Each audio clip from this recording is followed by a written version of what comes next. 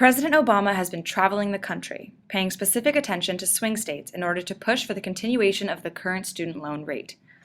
The rate was set by Democrats back in 2007 through legislation that temporarily lowered interest rates for 7 million low and middle income undergraduate students who have subsidized Stafford loans.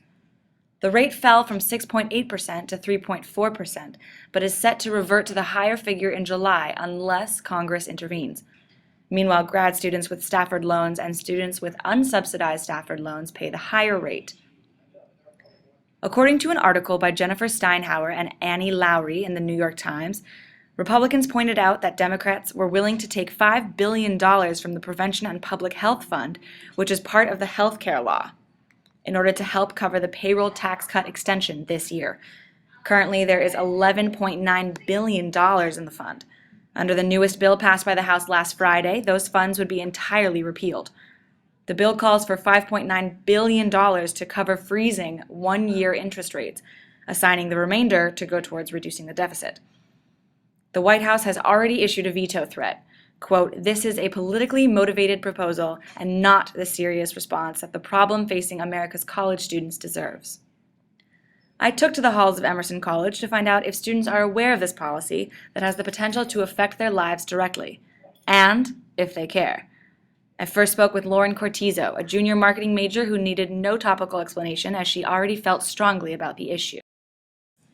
I had to take out 3 loans in order to pay for my tuition so far at Emerson. So I follow the policy and Obama's plan pretty closely because I feel like it really affects me and, most importantly, my future. Molly Adams, a senior film major at Emerson, felt similarly. I think it's really important for students especially to be informed and beyond that involved in this issue. Most kids walk around not even thinking about where their next tuition check is coming from because their parents pay for everything. But what about the students who have to take out loans? There should be more people concerned about this bill because their rates could literally double in a couple months. I reached out to Emerson's Student Financial Services, comprised of the Office of Financial Aid, the Office of Student Accounts, and the Student Service Center. Their website boasts a mission statement that promptly explains their intended purpose: to, quote, "help parents and students understand the costs associated with an Emerson education." It also states that they are here to, quote, "help families manage the cost of a quality education." In reaching out, I discovered something a bit shocking. Emerson's Student Financial Services Center seemingly arbitrarily opted to swap its financial program for a new and improved system. Sounds promising, right? Well, not if you're one of the many students at Emerson who relies on student loans to cover the cost of tuition, including this summer session. An anonymous source from the Office of Financial Aid explained that students who applied for loans to cover the cost of this summer's tuition are stuck playing a waiting game, as the Financial Services Center works its hardest to switch to the new program. Junior television production major Jane Bond is one of the unfortunate students forced to wait. Okay, I applied for my student loan to cover my summer classes for both sessions, summer 1 and summer 2. My loan was processed and finalized. It went through the entire thing to go through my lender over a month and a half ago. Every time I call or contact my financial aid officer, they just keep telling me that I have to keep waiting and waiting and waiting and waiting because all accounts like mine are just frozen until they get their new system set up. This is ridiculous. It's a big setback in the process, and I'm nervous that my financial aid might just get taken away. Bond is not alone in her frustration with the college's decision to make the overhauling switch to the new program. Junior writing, literature, and publishing major Joseph Bertolini feels her pain. I don't know how it works with other people's loans, but my loan has an expiration date.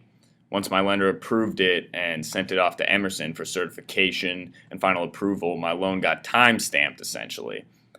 I don't know exactly how long, but I know I only have a certain number of days before my loan expires and I have to do the whole thing over again.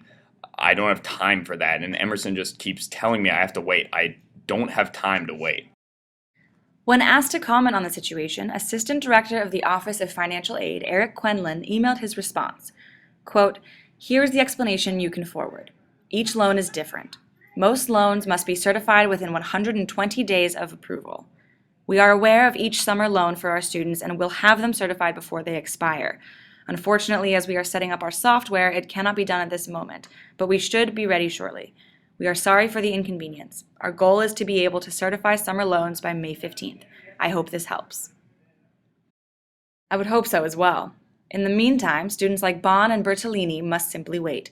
The good news? All this extra time could be spent reading up on the incendiary policy regarding the future of their loans. Reporting for Interactive News, I'm Sarah Cascante. Thanks for listening.